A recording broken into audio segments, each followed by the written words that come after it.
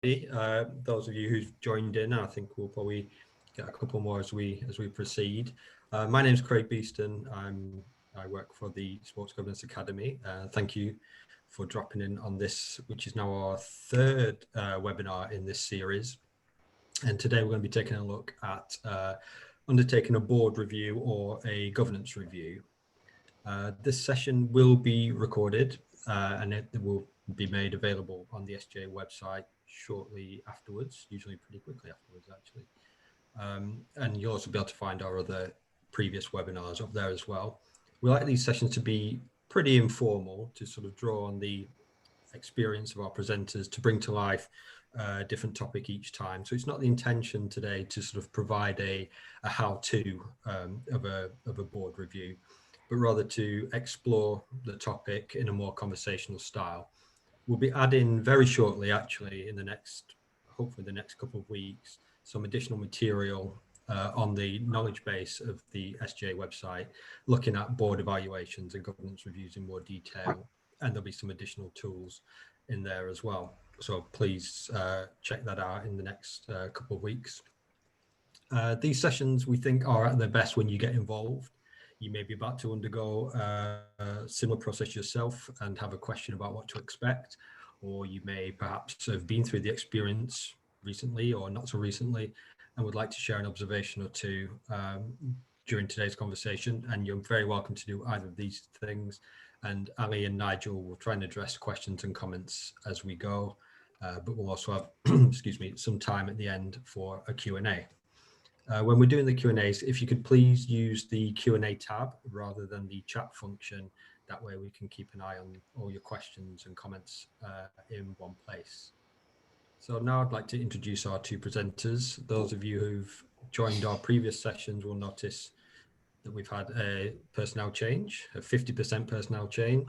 Alison Gill is still with us. Ali is founding director and CEO of Bvalco, where she works with boards and leadership teams, designing and delivering external board reviews and improving board effectiveness. And Ali and myself are joined today by Nigel Wallace, and I'm very pleased to welcome him to our webinar. Nigel is chair of EMD UK, that's Exercise, Move and Dance, the NGB for group exercise in the UK. And he's also had a very interesting career in the fitness and leisure industry, including being a non-exec director at Bucks and sitting on the professional development board at Simspur. And Nigel's agreed, without too much arm, in fact, without any arm twisting at all, actually. Certainly not from me. I don't know what went on behind the scenes, but certainly not from me, to share his experiences of taking EMD UK through a board evaluation last year, looking at the sort of benefits and challenges, the process itself, and perhaps touching on the implementation phase, which I assume is still ongoing, Nigel? Yeah.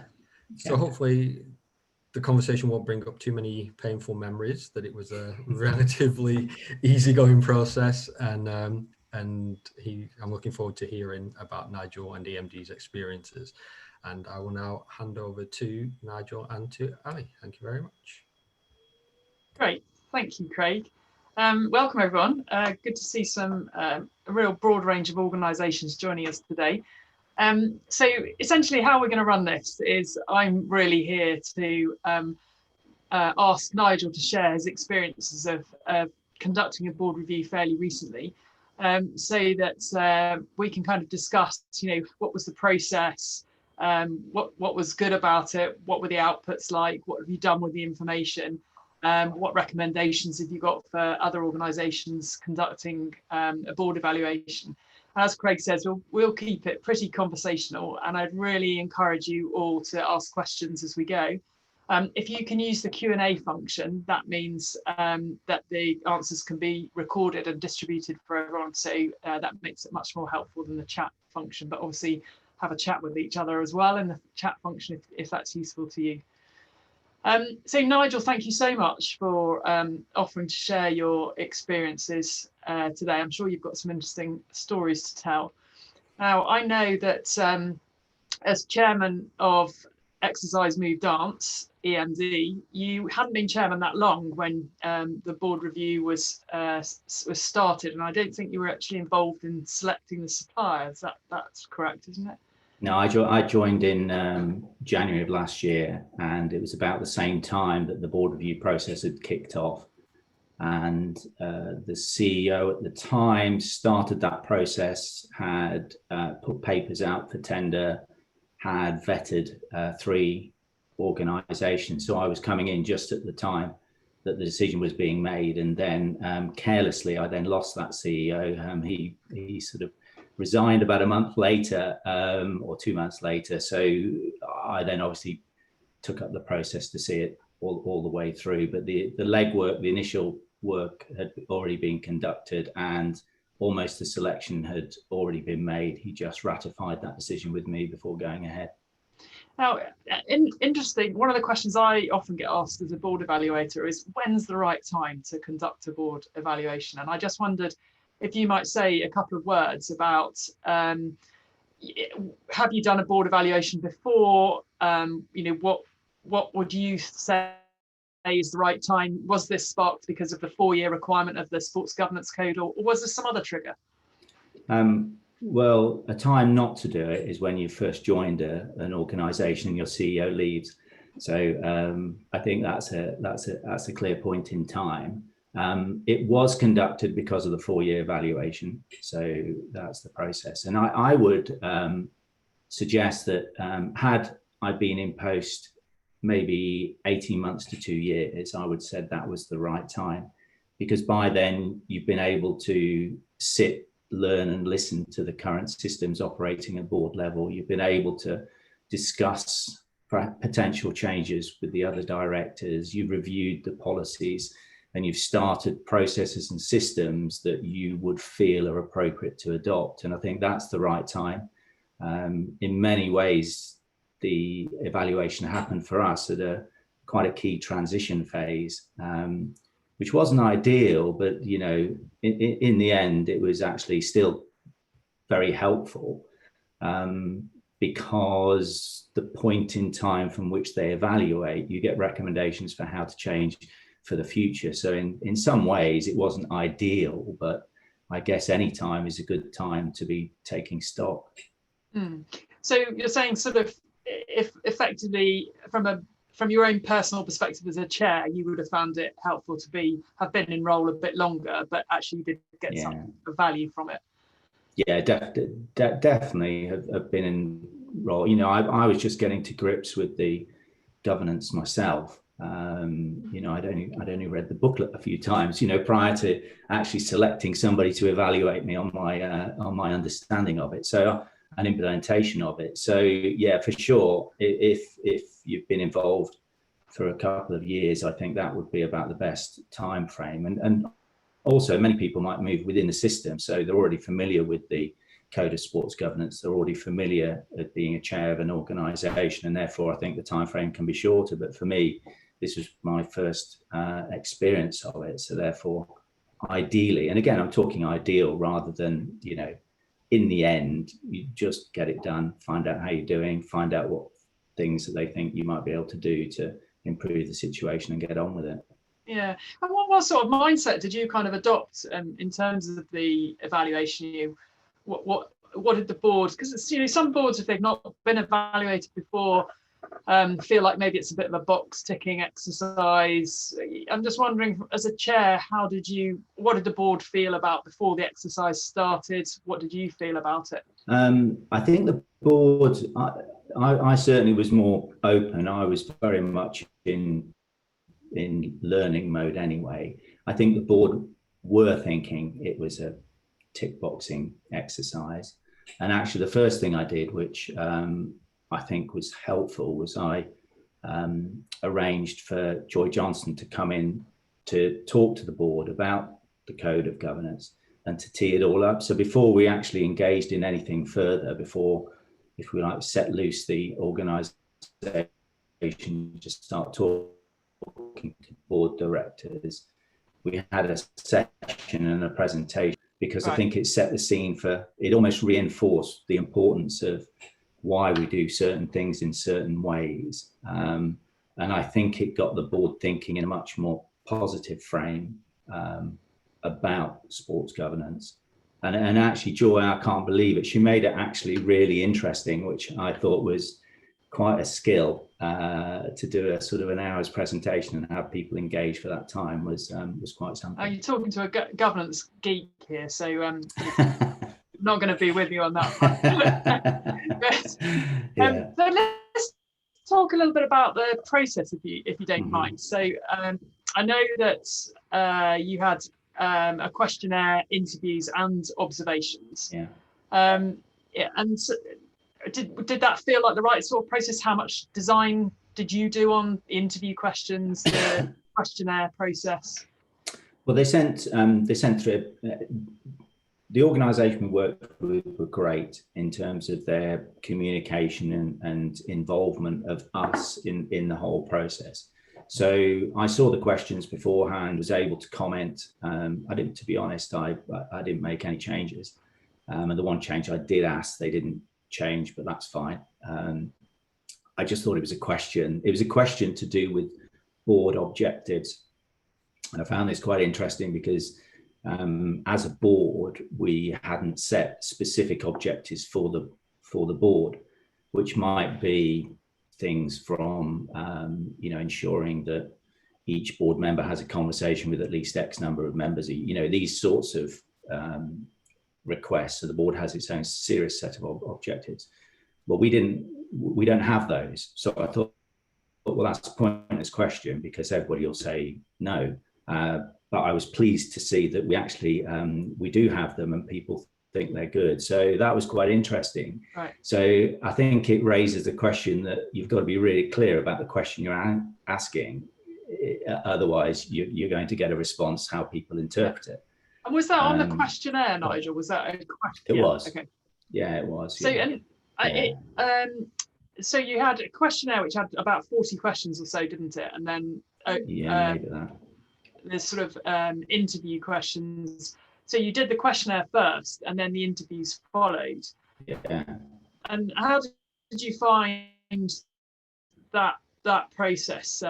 Did you feel you got benefit from having both of those? Yeah, definitely. I don't think, the questionnaire alone, as I said, I think sometimes questions can be interpreted, so it is important, and that the follow-up interviews take place, and the interviews really probe the responses from the questionnaire. Mm-hmm. So I think that enabled the organisation to really get under the skin of what people feel and believe, because they could push and quiz and challenge, if you like, certain areas where certain board directors may be saying one thing and other board directors saying another. So I thought the process was good, actually, in terms of surfacing the key issues and identifying the reality of the situation.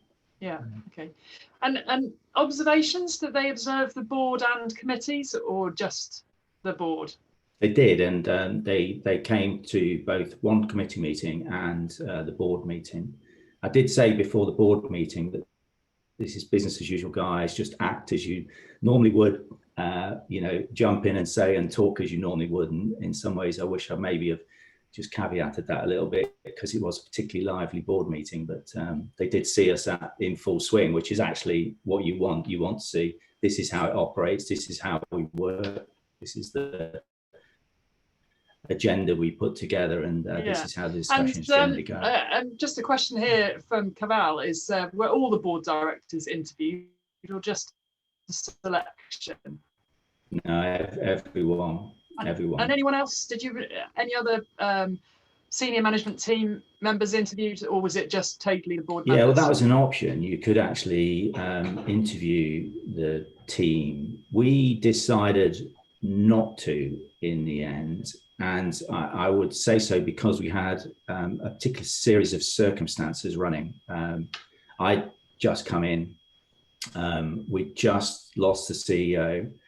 There were some, because of the CEO going, I got much more involved with the organisation and got under the hood quite a bit more than a chair probably should. And there were certain things I wanted to correct, which we were going through the process, which, if I said led to some further staff changes, you get the picture.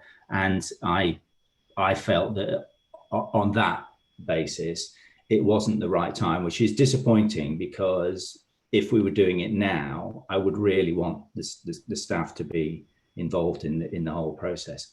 But it just that was just circumstance and timing that meant we probably weren't going to get what we really needed from that part of the process. I mean, it's an important judgment to make, isn't it? Who are the right people to interview? And sounds like you had quite a complex background situation going on. So, actually understanding what the board directors themselves felt was probably really important for you as a chair at that time. Yeah, absolutely. And what I would say is that it's all the organisation we worked with were great in terms of having these discussions. We just had very frank, open discussions about where we were, what we were trying to do with this, and actually, it was their opinion that we shouldn't go to the staff at this point, actually, rather than ours. I was open to it. Thought maybe I'd prefer not to right now, but if you feel that's necessary, then let's do it. But they actually felt that no, that was probably not the right thing to do. So it was good. So the whole process was a grown-up discussion about everything that was going on, which I thought was quite refreshing. So it sounds like you the company you picked, we should name them and give them a plug, really, shouldn't we? They were, I think they were called Governance United.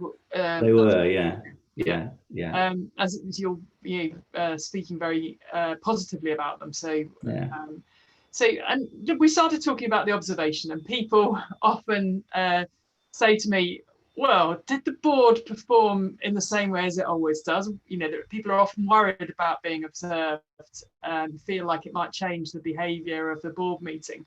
What was your experience of that? Well, as I said, it was very much business as usual. In fact, it was definitely a robust meeting, and in many ways that was good. And I think it should be like that. I think it should be exactly as the normal run of events would take place. And I certainly teed that up in that way, that it should be just a normal meeting. One of the things that I had concerns about beforehand, and because we were discussing some sensitive issues aligned to my previous comment, I had a chat with Governance United saying, look, these things are not things to be aired in a report. The detail of this are quite sensitive because it's people's livelihoods involved and so on. And therefore, I did have concerns of that nature, but they assured me and were true to their word that everything that they followed up with was all about process systems and the manner in which governance is taking place. The detail to them is irrelevant. It's not the important part of what they're looking at. It's not why they're there. So that was quite good, and that obviously again gave the confidence for people just to be open, say the things that you would normally say. They're not judging on whether you're criticizing or applauding. They're just judging on the process that goes through once you either criticize or applaud. So. Right. So in essence, you found them to be, we often talk, don't we, about handling sensitive matters in a professional and confidential way. And it sounds as if they very much from your point of view did a good job of that. Yeah, but very much. And I can imagine if I was involved in some of the major sports right now, there's a lot of sensitive issues flying around that will clearly be getting a lot of airplay at board level, that you wouldn't want parts of discussions to be pushed out somewhere because they'll be misconstrued and misinterpreted. So I can understand why you would want to ensure that everything is ring fenced, and that the only thing that is being assessed is the governance structure, systems and processes. And certainly that was my experience. I can only talk about the one experience I've been, and they certainly were true to their word. Yeah, good. So on the whole, a positive experience of both the interview process getting under the skin and the observation, the board just really acting as they do normally. Yeah. And we've just got a couple of questions here that I'll just pick up on. So a question from Fiona around what role did the governance professional play? I think what you mean by that is the organisation that was doing the review. So they would have been designing the review, conducting the interviews, doing the observation, and then writing the report. If I've if I've misinterpreted your question, Fiona, then please just qualify that. And then a second question here around it being useful to have a list of the contacts of the companies you approached. You might not know that, or do you know the answer to that? I honestly don't know. I can't remember. I did know at the time, but it's a year ago now. I'm not sure what I had for breakfast, let alone the names of 3 tenders. Yeah. Yeah, and costs. Are you comfortable to talk about costs, or? I don't know whether it's appropriate. I'm sort of, I'd probably have to take the fifth on that. I'm not sure whether I should be discussing that, but I actually thought the costs were, well, what I can say is that all 3 organisations came in with relatively similar bids, and we certainly didn't choose just based on cost. It wasn't the primary consideration. In the end, you know, as often happens, you go with the middle, but it wasn't about that. I think if one was outrageously expensive, we probably would have thought that's not probably appropriate. Yeah. But the fees were relatively similar, and it was just about our assessment was about the fit, how we felt they would fit with our organisation, how we felt that they would work with us, and how we might be able to relate to them. And the most relatable people we felt that would really get us and understand us was Governance United. Okay, so in essence, what was really important, it sounds like, particularly the situation that you were in, you wanted a reviewer that was going to be high on trust, really high on confidentiality, and be able to think about what will help you going forward, in essence, rather than perhaps being a sort of really hardline judgmental evaluation. Is that fair to say? Yeah, and personality, you know, the personality was important. And certainly when I was discussing with the CEO who'd done the appraisal, that was one of the things we talked about.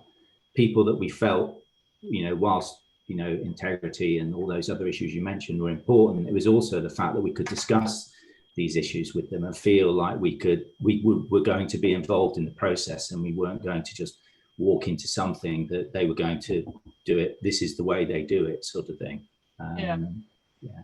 Yeah. I mean, and the forward-looking nature. I always think board evaluation and board reviews are kind of weird term in a way, because it implies a sort of backwards look. But actually, I always say, and it sounds like you've got a similar opinion, that a really good review is about forward-looking, saying, given what we're trying to achieve as a board and an organisation, what do we need to do differently? Yeah, differently or better. Absolutely, and I think evaluation has a strange connotation, really, because it feels like you're being judged in a pass or fail situation. And if they could think of a different way of phrasing that or positioning that, I think that would actually be quite helpful, because it does set the tone from the start, and then you have to try and change that tone to get people much more positive about, this is a supportive process. It's not a punitive process. It really is looking to see how we can actually improve what we're currently doing, which is what everybody wants to do.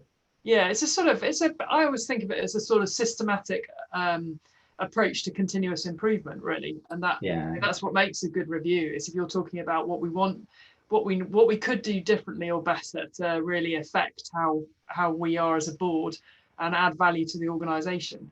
Yeah, and we do that anyway. We do an annual review internally that we obviously have appraisals of all our directors. We have appraisals of our systems. We get them to talk about those systems, and then we make an action plan. So all we're doing is getting somebody in to say, look, at the way we're doing it at the moment, is that actually making a positive difference, or are there better ways that we can do this and make an even better difference?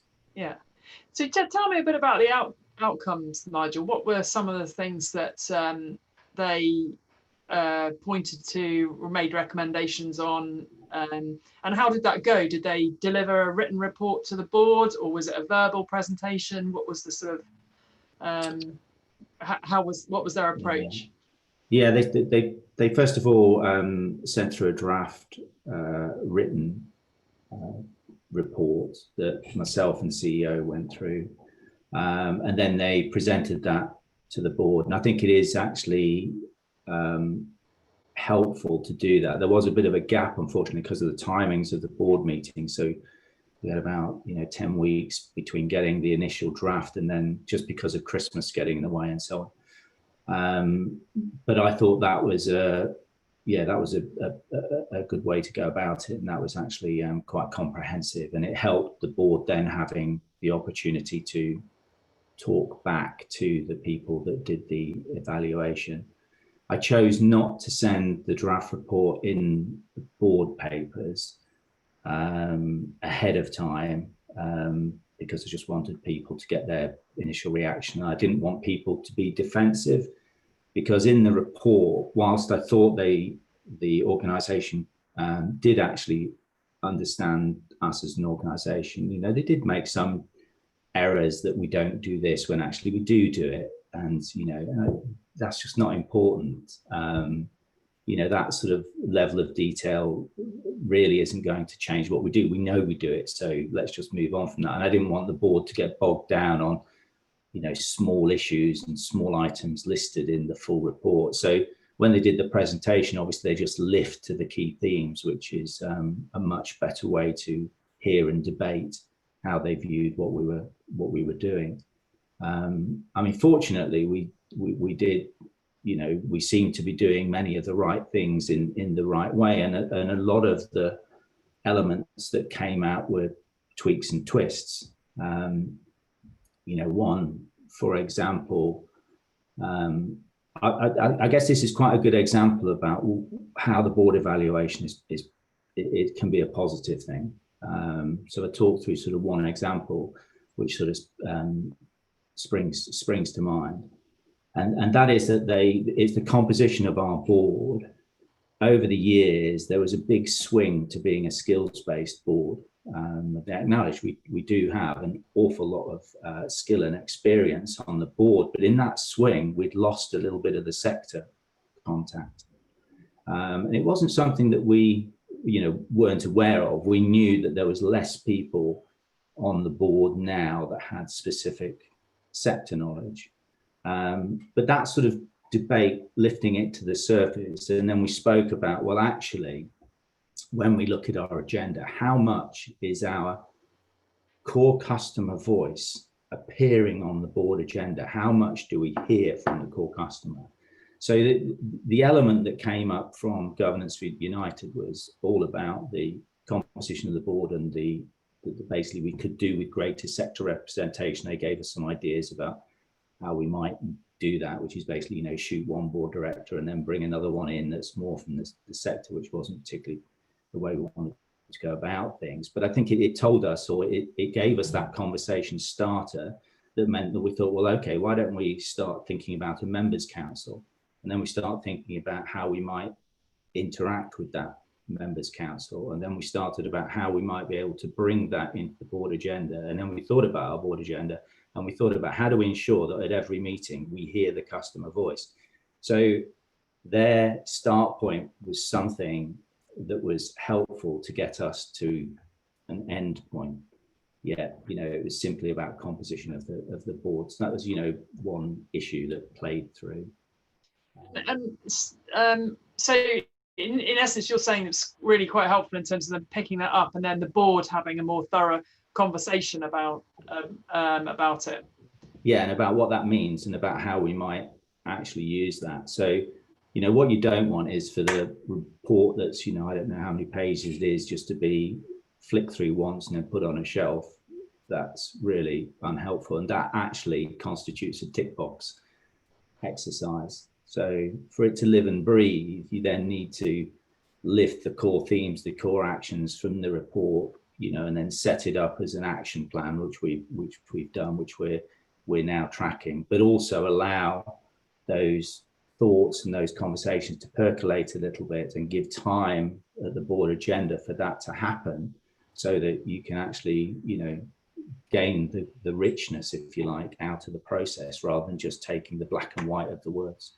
Yeah, I think that's quite important, isn't it? Because it often feels, I think, when you have an external evaluation, that you're going to receive a set of recommendations which you need to act upon each one. But actually, the real value is that it's a collaborative process. As a reviewer, you can't get it right, all of the time.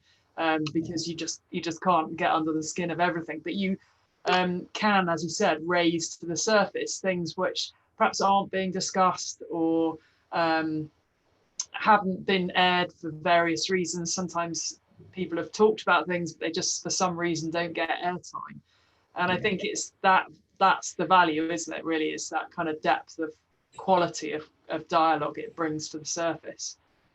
And I think it's important to remember that the evaluation is something initiated by you, for you. Now, I know it's a requirement of Sport England, and I think it's important to not divorce completely that obligation, but to divorce that from your mind, so that you take from the evaluation of things you do. There's some recommendations in the report. For example, one of the things they thought was, they termed it unusual, and they wanted us to give consideration to changing in our articles, was the fact that we have license to bring the CEO on as a board director. And they actually thought, that wasn't perhaps the best way to go about things. Well, we think it is. So, that's not changing at all. So with certain recommendations, you lift it, you debate it, and then you decide which way you want to go. And many of the things that they suggested, small items, we've already made quite a few changes and tweaks in relation to what they've suggested. There's other things that we thought, well, no, actually, we like it the way that was. We think that's the most effective way for us. Yeah. So question here from Susan Lightman saying, how do you go about embedding the outcomes to ensure they're not just agreed with and then forgotten? And I think you said you've got quite a detailed action agenda. Yeah, we have a tracker that's will be reviewed in December. That's the time frame. So all the elements that we lifted all of their recommendations out of the report and put it into a tracker. We then rationalized each of those, had that approved by the board to move forward. Obviously, somebody is responsible for seeing through each one of those actions, and we are systematically going through and responding to them, and of which, even obviously some of them you'll say, well, we looked at this, we debated this, we thought this was right, we've tried it, it didn't work, so we're not doing it. I mean, so that is all ongoing. So in December we will have completed the complete review, so all the recommendations with a rationale, with an owner, an action, and an outcome. So it'll all be done and dusted. And then we're back to our usual ongoing process and systems. So that brings me to a question from Brett Nichols, who's asking, do you have an internal annual board review, which you said you do? Yeah. And what's the link to the external review? Is there a link? How will you do that?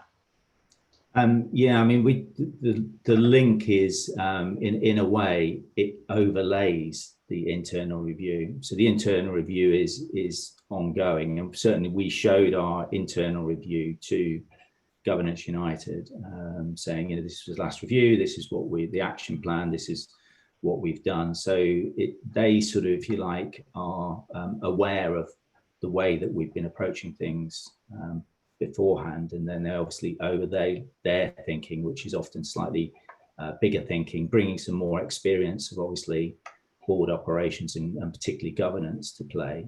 And then we've dovetailed the two together now. So basically the review that we do in March is now integrated within this review as one review. Okay, interesting. And so just back to Fiona's point, she was asking about the role of the COSEC in this. Do you have a specific? I mean, you have a COSEC obviously, but was the COSEC involved in the review at all, or was it really led by yourself? It was really led by myself. Yeah, we do obviously have a company secretary, but no, they do. Yeah, essentially it's myself. There is, in the organisation, we have actually created a new role, and a large part of that new role is all about systems and governance, both internal and for the board. So we now, if you like, have a team member within the organisation that if you now overseas, because one of the things I may not have scored 10 out of 10 on is my admin ability and enthusiasm for. So now it's really good that I have somebody that ensures that I do what I should be doing when I should be doing it, which is good. That's because you're the chair and they're the company secretary. That's not it. You just got to know your skills, haven't you? And I know that that is definitely not one of my skills. Yeah, and I suppose just from my experiences, the COSEC can be really, really valuable to an external evaluator, because often they help you to navigate the organisation, help you to navigate some of the context. In fact, can give you really fantastic contextual briefings, and of course know the history from a governance point of view, and they know what they're worried about typically from a governance point of view. So and some boards that we work with, the COSEC often does the internal review on an annual basis, but it just depends really. But I definitely know that when there's a good COSEC, it makes our lives as board reviewers much easier. And I would say that we will now be in that position going forward. That we will have somebody that is complete control of that, and it's part of their remit. And just for example, we didn't prior to this system have a shared drive for all directors to access all the key documents. When you're asked to bring together all of your policies so that you can send them ahead of time so they can start reviewing some of the paperwork, because that's the first thing that they do. We were pulling them from all sorts of sources, and obviously that is ridiculous. So again, when you get somebody involved internally that is actually on top of all this, all those types of things happen, which mean now it's really easy for directors, if they have any questions, they just know exactly where everything is, and it's all filed and orderly and version controlled and all the rest of it, which prior to this assessment, we didn't have. Everything was there, we had it all, and we did have all versions, they're all dated and everything else, but it just wasn't in any systematic format, and you do need somebody internally in order to actually do that. Right. That's really, organisation is so important, isn't it? And having access to all the papers. Question from John Davis here, which is an interesting one. So in the context of evaluating board performance, how do you think are exercises to evaluate the performance of individual directors, especially the chair? Now, I often say that a board evaluation is actually the chair's performance review in a way anyway. Yeah, that is something that does. I hate talking about myself or having evaluations written down on paper for all to see, good or bad. In fact, probably prefer bad ones and good ones. But I think that's a really good question. I don't think you can separate it out, because involved in the process, the chair is, if you like, steering the organisation. Now, with the great company secretary, probably a lot of that conversation and activity would sit with them. We're a relatively small organisation in comparison to many, certainly many of the larger NGBs. So it was almost, it had to be me, and there was no other process. So it did mean that it was, if you like, an evaluation of how organised I had systems and processes. So it was more personal than, although I didn't view it like that, but it was more personal than I think it would be in other situations. Yeah, and you've talked a lot about governance and systems and processes, but you very kindly let me read the report, and the report does cover how effectively you facilitate and chair the meetings, the quality of dialogue and interaction of board directors. So it actually does cover quite a lot about the effectiveness of chairs' roles. And I find as an evaluator, what often rises to the surface is feedback, more often than not, helpful feedback about what directors value about each other. And a good evaluation or review should surface the strengths of a board and strengths of individual directors and the team as a whole, not just be about sort of judgment all about what the board's not doing. So I think that's really important, and certainly in my experience, it's one of the really important parts of a board review.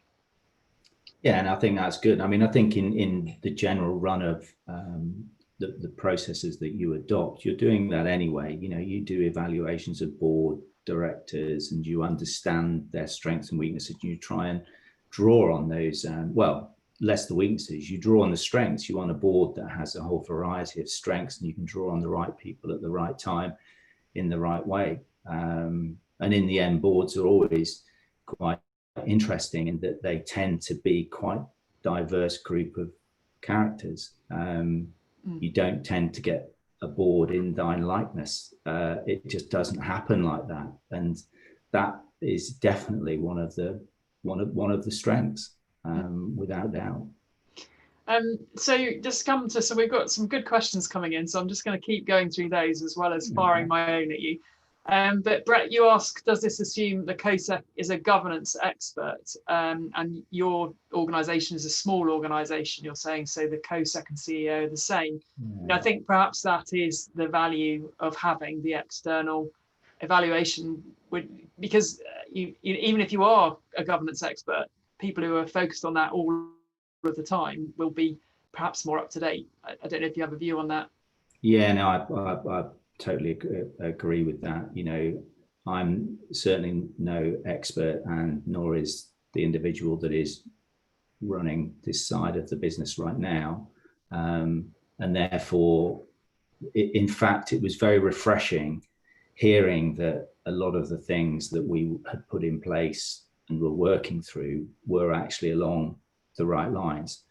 You know, I always think with a consultant, I should be careful with this because I am a consultant, but often people ask you what they already know. They just need you to reinforce their own thinking, and that happened quite a bit, which gives you the confidence then to make more bold decisions about the way that you would operate.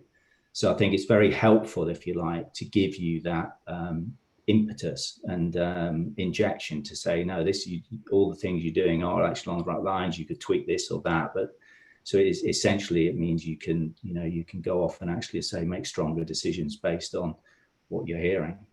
Yeah, so I think of course a good evaluation will surface things that perhaps not getting airtime to be discussed more effectively.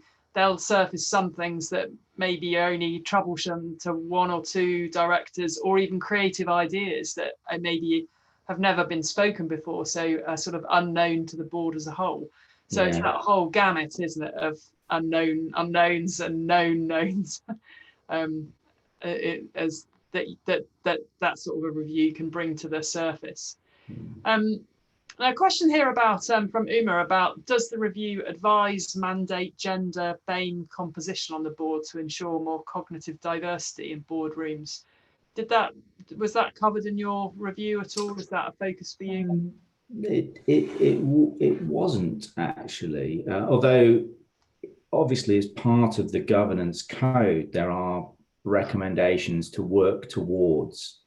Now, one would expect that with the revised code that language will be stiffened a little. So at the moment, the governance review works along the lines of the working towards and have certain systems in place that ensure you have an open and inclusive structure.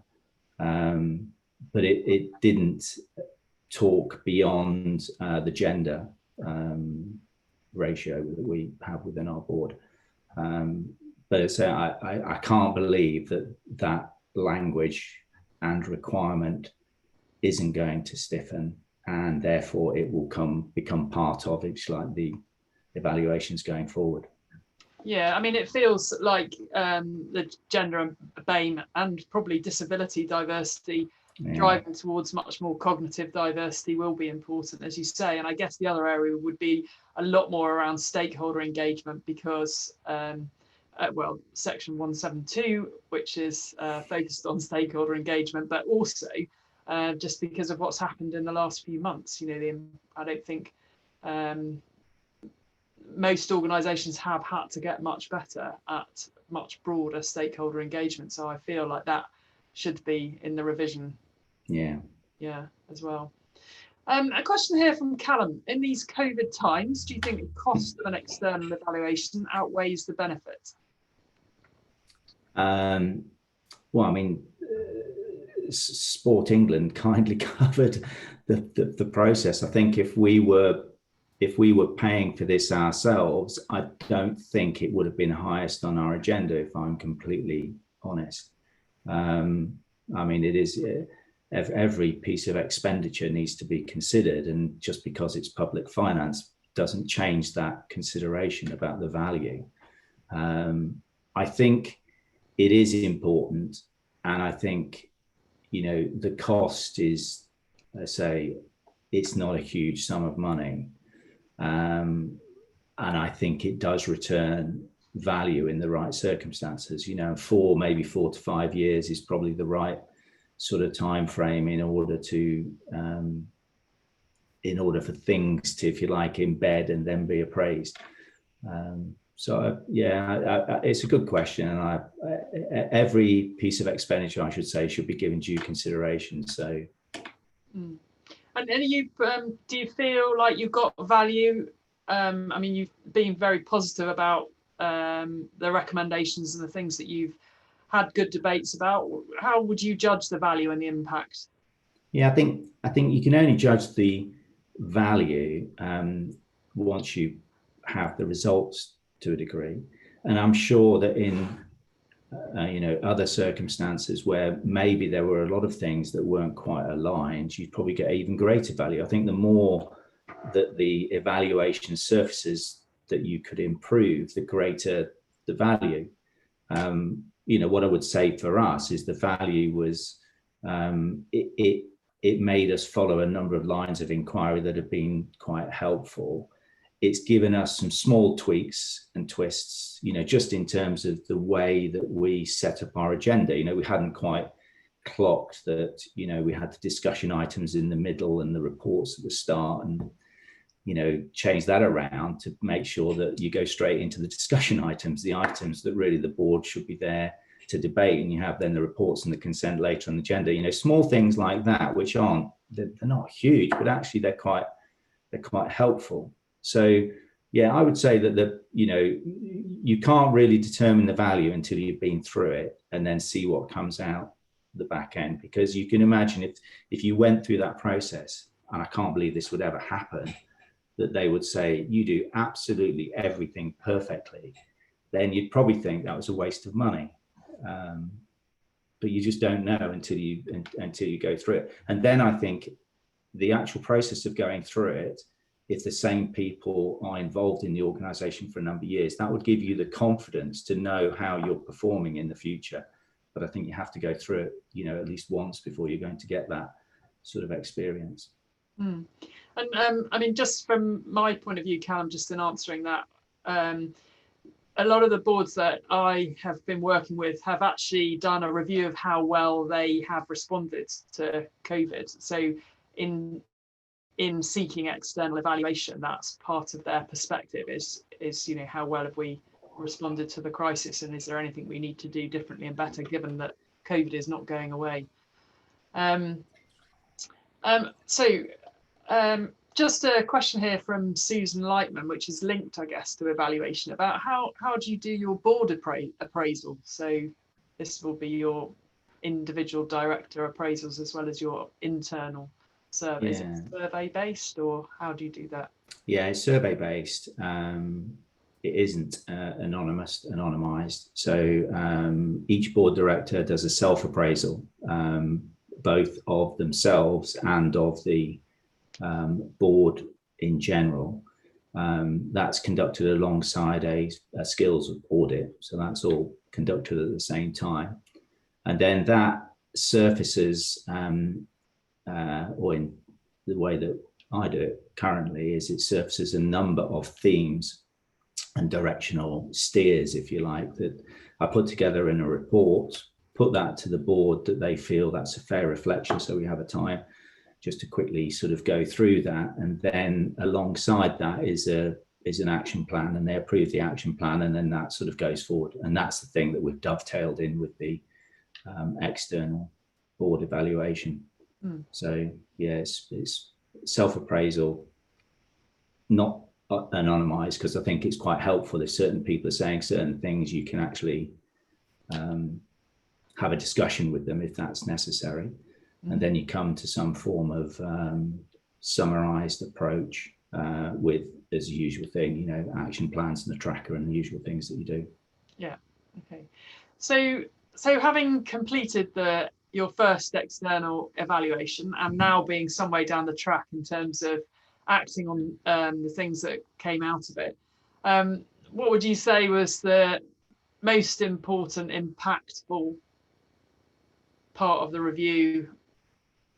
I think the one about making us reflect on customer voice, the thing that I guess was top of mind when you asked that initial question, is the most important thing to me, is that it made us much more conscious that we weren't listening enough to our customer base, and that being played through within the board agenda. You know, the board agendas by nature generally tend to be pretty full, and there's a lot you're trying to get through in a period of time, and therefore there is pressure on what can go in there. So I think the customer's voice is one of those things that can slip off that agenda, and I think that was, you know, for us, that was probably the, if you like, the most revealing outcome of the process has been really helpful.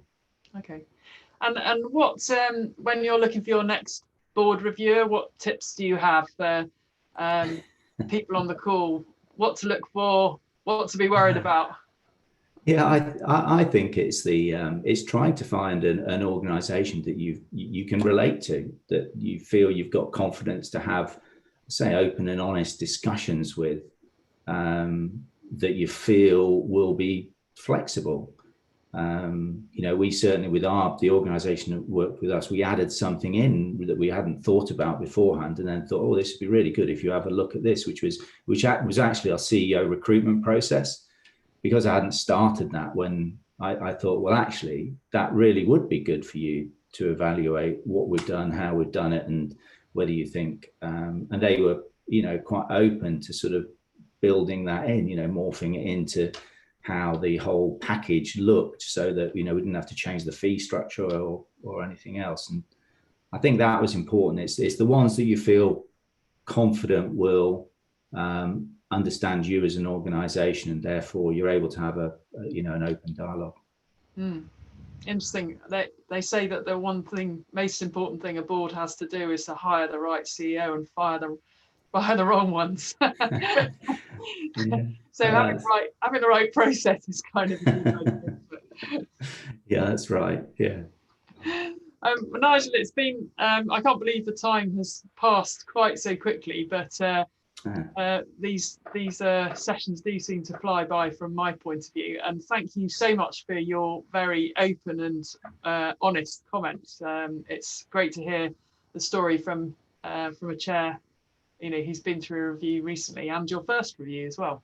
So yeah, and certainly I'm open if people, you know, have specific questions that they wanted to pose under the radar. I'm open to that as well. So if people do want to talk to me specifically, I'm quite happy. Great. Well, thank you both. Actually, I've just got one question before I'd let you go, and I'd be happy to hear a response from both of you. And it's about sort of board evaluations in a way, but it's focusing more particularly around board composition. Ali, you've spoken elsewhere about the sort of churn on boards that we can expect over the coming period as a result of the last 6 months and the next 6 months potentially, you know, be that because, you know, directors are figuring out that this is a little bit more than they signed up for, and perhaps they want to get away from it. Strategies have changed, and that requires different skills. Some board directors just may not have performed well, and perhaps chairs are looking to replace them with more effective board members. And I was just wondering, what sort of time frame should we be looking at these changes for? Should we be doing them immediately? Should we wait for the dust to settle? or should it be incorporated into the sort of ongoing, either the board review cycle or the ongoing succession planning cycle? Where do those sort of changes fall, do you think? Ali? Okay, so I sort of have two answers to this question. I was working with a chair fairly recently who said something to me which really struck home. Actually, says these aren't really my words, but something that said a lot to me. He said, never before has it been more important for each chair to ask every single board member, have you got the time to focus on this organisation and prioritise this organisation, or are you too overloaded with too many board appointments? Because inevitably, I don't think there's a board in the country that isn't meeting more often at the moment. And the demands, particularly in organisations like sporting organisations where people tend to be incredibly passionate about the sport they're involved in. So I think there's a kind of individual responsibility and onus to look at yourself and, you know, make some decisions about whether you've got too many board appointments and whether you can really do it well. And I think my other sort of answer to this, so don't delay is my perspective, really. And I think my other answer is what I've seen is a tremendous focus on non-executive directors getting to know their businesses in a way that perhaps they didn't do before the crisis, because they've had to get under the skin of the finances, get closer to employees, get closer to suppliers, and you know, that's fantastic because that will benefit boards and organisations in the future. Yeah, I mean, I would just totally agree with what Alison has just said, not trying to avoid the question, but I think that's totally true. And I think the other thing is that it takes a while to recruit a new director, and particularly if you want a particular skill set. And the longer that you delay, the longer you're pushing out the chance of getting somebody that's fully committed with the right skills onto the board. I think it's a really, really good question and very relevant. You know, certainly from my own position as an independent consultant who didn't earn anything for 4 months due to COVID, you know, my pressure on my non-earning activity, particularly my wife's view of my workload and the fact that I was earning nothing, it does add certain pressures. And you're absolutely right. You know, I'm on the finance committee of the other NED role, and we were meeting, you know, bi-weekly for quite a while just to see a particular issue through. And the demands have been actually quite significant. And I think it is about the right time to ask that question. I think it's a really well-timed and appropriate question to be asking. And I certainly agree with Alison's response that you do need to deal with it in the here and now, because you just can't delay on these things. It's just too important. Well, thank you both. And we've got it come through some of the chat boxes. Nigel, thank you so much for your openness and your honesty in sort of taking us through your experience with the process. I think you had by and large a positive experience, but you've also touched on some areas that perhaps, you know, you may have done differently. Maybe you didn't agree with some of the recommendations, and I think that's really important. And we appreciate not only you taking the time to join us today, but also to reveal what your experience was like to a bunch of strangers. So thank you very much.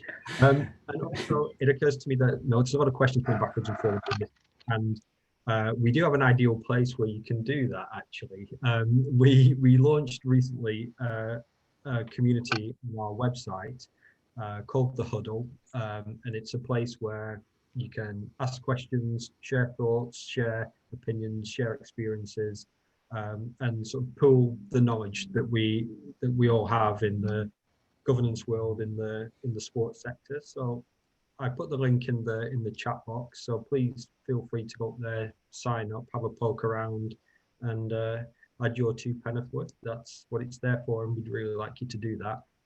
And thank you to everybody who's called in today. really appreciate you taking the time to join us.